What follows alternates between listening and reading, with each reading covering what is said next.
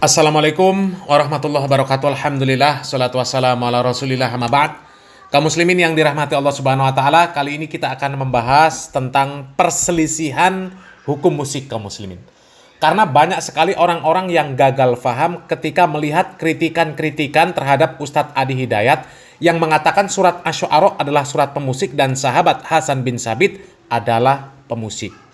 Mereka menganggap bahwa orang-orang yang mengkritik statement Ustadz Adi Hidayat tersebut, bahwasanya mereka ini mengoreksi dan mengkritik penjelasan Ustadz Adi Hidayat tentang hukum musik. Dan kemudian sebagian mereka beranggapan kaum muslimin bahwasanya orang-orang yang menyampaikan kritikan terhadap Ustadz Adi Hidayat, mereka ini memaksakan pemahaman tentang musik.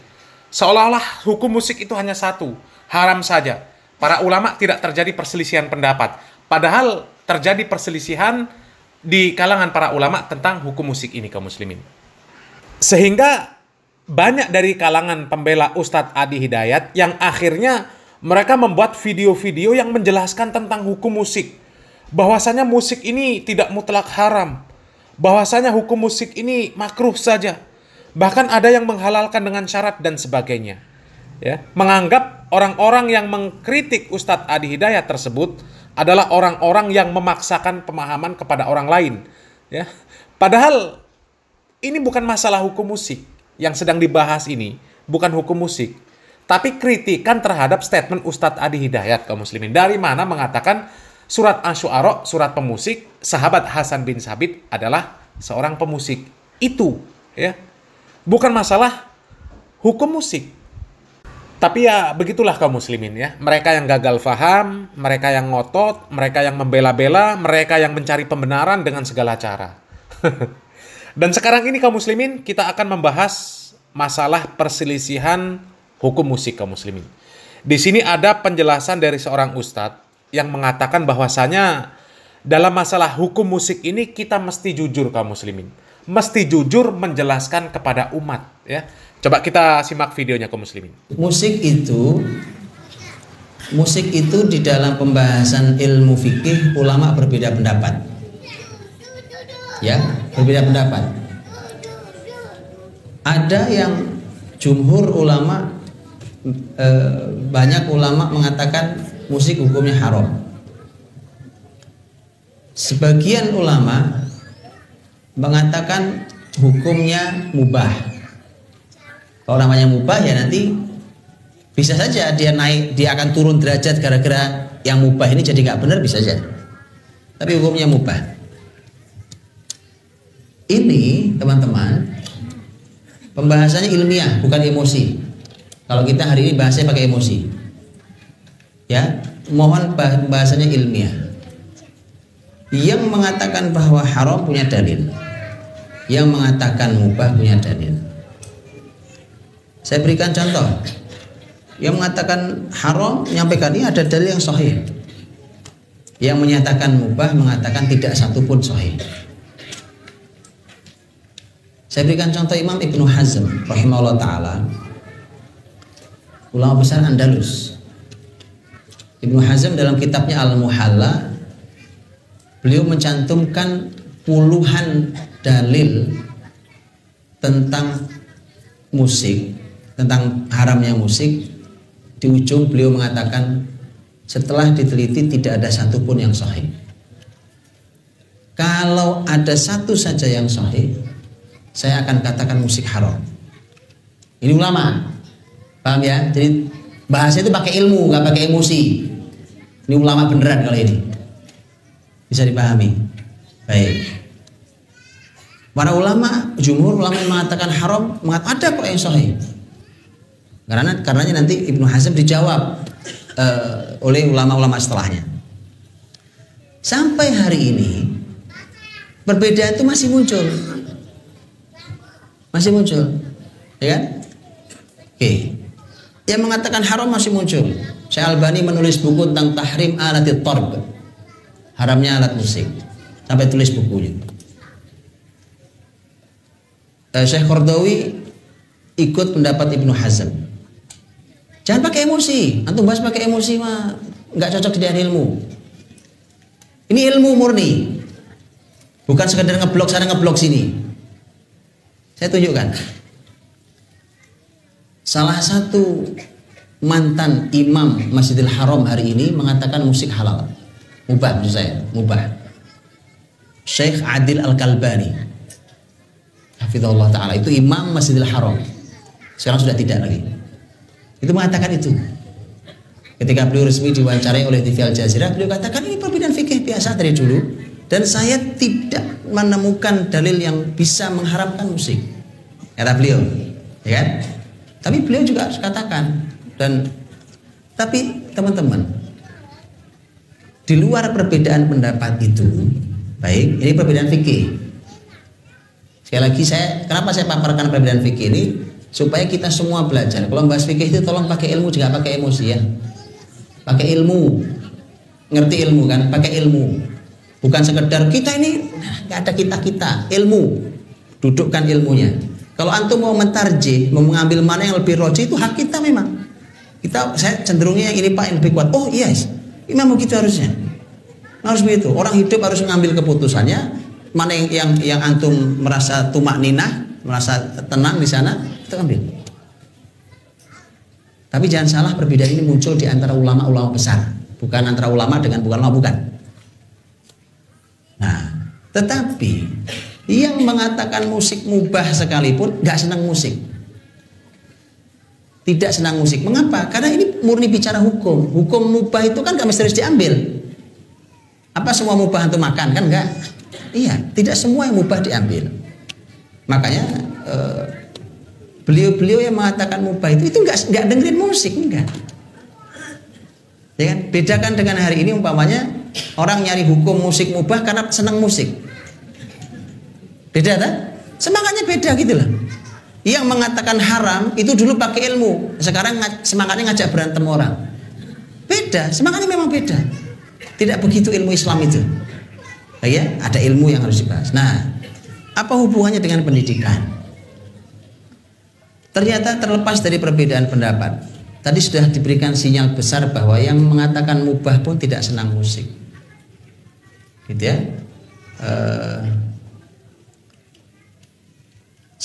Antum tahu Musyari Rasyid ya? Tahu ya, Qori Musyari Rasyid.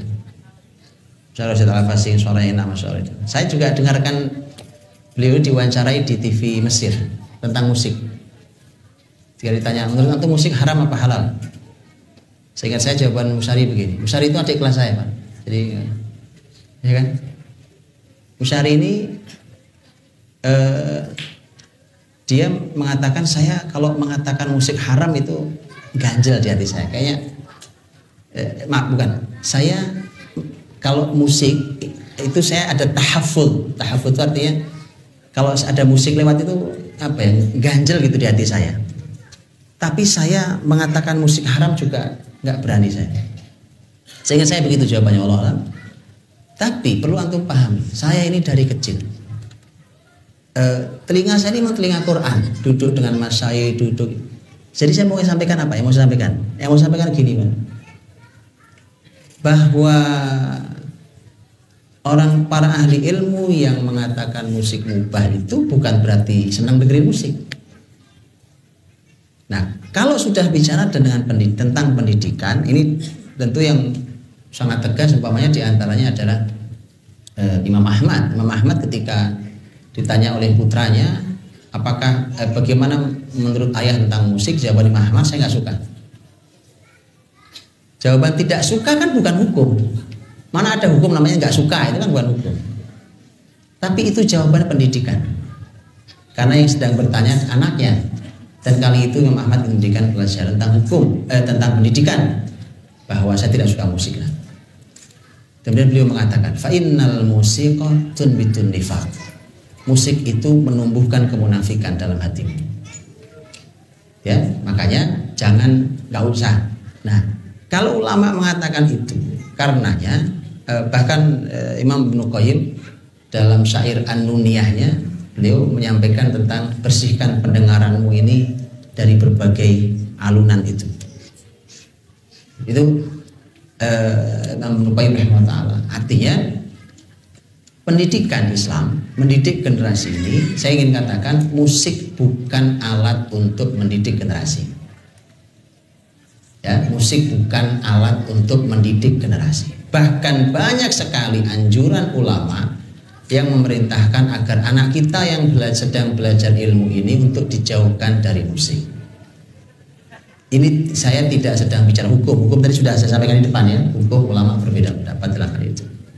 Bisa dipahami mudah-mudahan. Jadi intinya adalah bahwa musik bukan merupakan sarana untuk pendidikan dalam Islam, dan generasi ini yang mereka sedang tumbuh belajar ilmu yang baik ini jauhkan dari musik. Nah, kaum muslimin, sebenarnya semua asatidz ketika menjelaskan tentang hukum musik, mereka juga pakai ilmu, kaum muslimin. Nggak ada yang pakai emosi, ya. Nggak ada yang ngajak berantem. Jadi sebenarnya narasi-narasi yang mengatakan bahwasanya orang-orang yang menjelaskan tentang hukum musik sekarang ini emosi, ngajak berantem dan sebagainya, itu adalah narasi-narasi yang sebenarnya ya nggak perlulah untuk disampaikan, ya, karena nggak ada yang sampai seperti itu, kaum muslimin, nggak ada, ya. Bahkan mereka yang menjelaskan tentang hukum haramnya musik pun, ya, mereka menjelaskan bahwa ada ulama yang membolehkan, ada juga yang membolehkan. Tidak serta-merta kemudian mentang-mentang mereka berpendapat bahwasanya musik adalah haram, kemudian mereka tidak mau menyampaikan bahwasanya ada ulama yang membolehkan, ya. Termasuk yang sering dituduh bahwasanya memaksakan pemahaman, anti keberagaman, ya, kaku, selain golongan mereka semuanya salah, ya, kelompok-kelompok yang disebut oleh para pembencinya dengan Wahabi, ya. Mereka juga menyampaikan dengan ilmu, kaum muslimin, ya. Coba simak video dari Ustadz Dr. Syafiq Riza Basalamah yang ini, kaum muslimin. Ibnu Hazm ini berpendapat bahwasanya musik itu halal. Ana ngomong kira-kira bisa diterima enggak ya? Kalau ana mau ikut hawa nafsu ana waktu itu, ana akan ikut Ibnu Hazm. Tapi setelah dipikir-pikir, masa imam yang 4 nih salah? Kemudian satu imam nih benar, pendapat dia itu ternyata mendhaifkan semua hadis.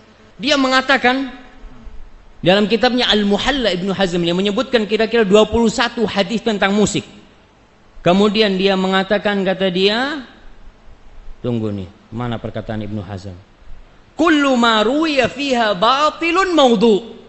Semua hadis yang diriwayatkan tentang musik ini adalah batil, nggak benar dan palsu. Kok bisa? Masa imam yang 4 nerima hadis palsu sama hadis batil? Ana jadi bingung, kayaknya enggak. Maka kita lihat nih, bagaimana pendapat ulama tentang hadis-hadis yang katanya Ibnu Hazm semuanya batil dan palsu. Ternyata Ibnu Hazm ini seorang alim ulama yang besar, yang senior, tapi dia bukan ahli hadis.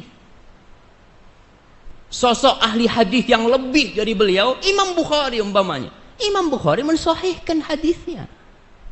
Ibnu Hibban, pengarang kitab Sahih Ibnu Hibban, mensahihkan hadisnya. Maka ana ngomong, sepertinya harus dikaji lebih dalam lagi. Apakah benar yang katanya Ibnu Hazm itu semua hadis tentang musik itu batil dan palsu? Kalaupun ada yang sahih, ya nggak sorry gitu kan, nggak ada penyebutan musik, itu nggak ada. Nah, kaum muslimin, itu tadi cuplikan video pembahasan tentang hukum musik yang kami ambil dari channel Yufi TV, ya. Yang mau melihat pembahasan ilmiah secara lengkapnya, silahkan klik link video yang ada di kolom deskripsi. Jadi nggak ada, kaum muslimin, orang yang membahas tentang hukum musik pakai emosi, ya, ngajak berantem, nggak ada.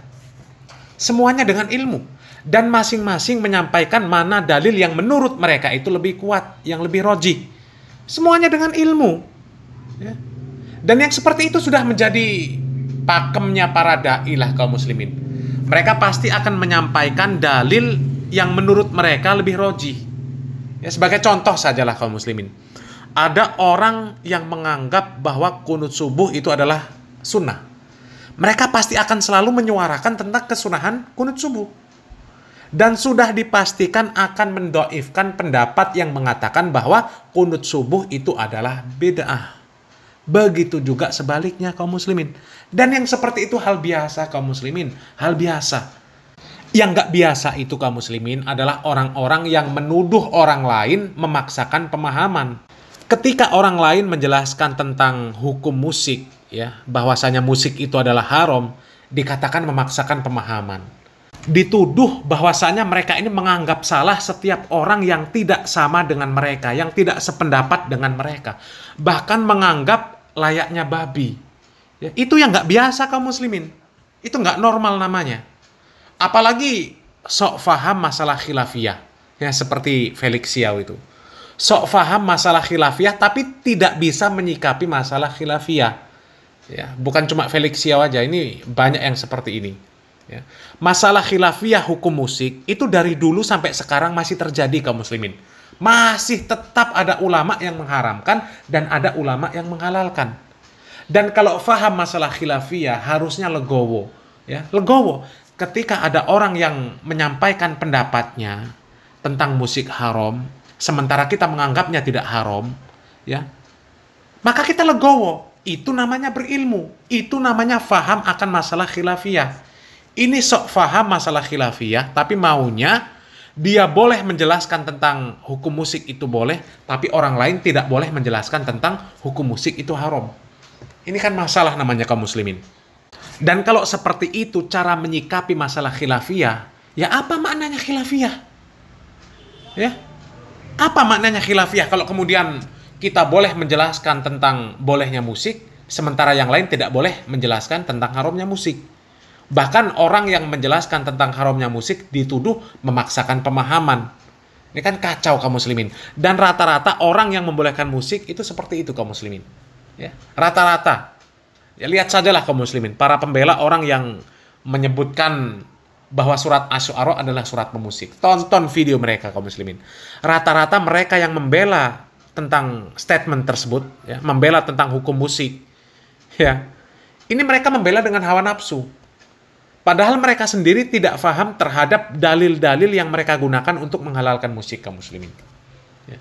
Meskipun sebenarnya kritikan-kritikan terhadap Ustadz Adi Hidayat, ya, itu bukan masalah hukum musik, tapi masalah dari mana statement Ustadz Adi Hidayat menyebutkan bahwa surat Asy-Syu'ara adalah surat pemusik, tapi akhirnya ditarik ke masalah hukum musik.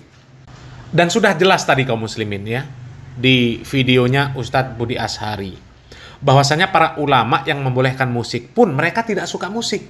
Mereka menjauhi musik. Bahkan mereka menganggap bahwasanya musik itu adalah sesuatu yang tidak akan pernah menambahkan ketaatan. Musik itu bahkan menjauhkan dari Al-Quran. Musik itu merusak. Mereka tahu kaum muslimin. Mereka tahu. Tapi anehnya mereka ini malah membela pendapat yang membolehkan musik. Padahal kalau kita tarik kesimpulan kaum muslimin, ya, para ulama sudah jelas menjelaskan tentang musik ini adalah sesuatu yang tidak akan menambah kebaikan. Ya. Musik itu bukan perkara kebaikan dan alangkah baiknya dihindari. Ya. Tapi kita lihat sekarang mereka yang mengikuti pendapat tentang bolehnya musik. Ya. Kenapa mereka mengikuti pendapat yang membolehkan musik? Karena mereka ini suka musik. Ya. Karena hawa nafsu mereka ini mencintai musik. Habib, kiai, ustadz, ya. Coba lihat mereka yang menghalalkan musik. Punya majelis musik, hobi musik, seneng bernyanyi-nyanyi pakai musik. Bahkan ada ustadz yang katanya penghasilan dari musik itu haram, karena pemusik itu pekerjaan yang buruk, tapi videonya bernyanyi pakai musik. Ya, beredar videonya. Hajinya nggak diterima katanya. Orang yang berprofesi sebagai penyanyi pemusik, ya, itu hajinya nggak diterima. Sedekahnya nggak diterima, umrohnya nggak diterima. Tapi dia sendiri videonya beredar nyanyi pakai musik. Allahul musta'an. Jadi sekali lagi kaum muslimin, ya, semua, ya, yang membahas tentang hukum musik tidak ada yang mengajak berantem, nggak ada. Ya. Tidak ada yang membahas hukum musik sambil emosi. Ya. Dan musik itu memang perkara khilafiyah kaum muslimin. Dan sebuah amanah yang harus diemban para dai adalah menjelaskan tentang hukum musik. Ya, kalau memang ada khilafiyah, jelaskan masalah khilafiyah. Dan semua dai menjelaskan, termasuk dai-dai yang dituduh sebagai Wahabi, ya, yang mereka mengharamkan musik. Ya. Tapi ketika mereka menjelaskan tentang berbagai macam pendapat para ulama tentang hukum musik, mereka harus menjelaskan mana pendapat yang rojih, mana pendapat yang mendekati kebenaran, mana pendapat yang sesuai dengan Al-Quran dan Sunnah. Jangan kita sampaikan semua pendapat, ya, kita sampaikan semua pendapat ulama yang membolehkan, yang mengharamkan, yang memakruhkan, ya. Kemudian hanya demi mempertahankan jumlah jamaah, jumlah pengikut, jumlah follower, ya, kemudian takut menyampaikan kebenaran. Takut menyampaikan kebenaran bahwasanya musik itu lebih dekat kepada perkara yang haram. Ya. Ya, takut jamaahnya lari. Ya, jangan sampai seperti itu. Karena bentuk amanah adalah kita sampaikan mana hujah yang mendekati kebenaran. Dari berbagai macam perselisihan pendapat tentang hukum musik, mana yang mendekati kebenaran. Dan mana yang lebih layak untuk diikuti. Bukan kita sampaikan semua pendapat, kemudian kita serahkan kepada orang awam untuk memilih sendiri mana pendapat yang mau mereka ikuti. Yang seperti itu namanya bukan mendidik mereka, bukan mendidik kaum muslimin, bukan mendidik jamaahnya, tapi mencelakai mereka.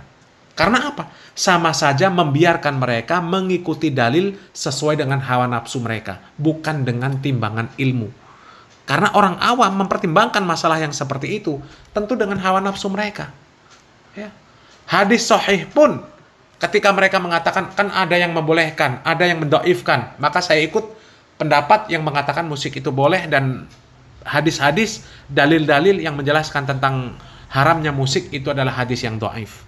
Ya, itu namanya mencelakai jamaahnya. Kalau sampai menyerahkan kepada jamaahnya, menyerahkan kepada kaum muslimin yang awam untuk memilih dalil sesuai dengan apa yang dijelaskan. Ya, jadi semuanya dijelaskan, kemudian jamaahnya disuruh memilih sendiri. Itu namanya mencelakai jamaahnya. Ya, mudah-mudahan bermanfaat kaum muslimin. Salam waras, salam akal sehat. Barakallahu fikum. Wassalamualaikum warahmatullahi wabarakatuh.